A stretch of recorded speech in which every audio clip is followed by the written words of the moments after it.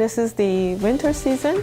The daylight is short and is a perfect time to start thinking about any laser resurfacing or any laser treatment for your face. We all have noticed when you reach 50 or above, you start having some redundant skin and some crackly, kind of thinned lower eyelid skin.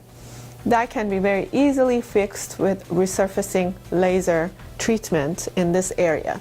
You can do the whole face if you like, but I believe that lower eyelid can be very nicely treated for a very short downtime and can be a wonderful treatment during the winter time. A lot of pigmentation goes away, a lot of sun damage goes away. The resurfacing is a great way to prevent skin cancer. Believe it or not, many of these precancerous cells can be taken off with this treatment, and then your chance of developing a skin cancer in the future is much less. And also, collagen reformation and tightening of the skin in that area will develop.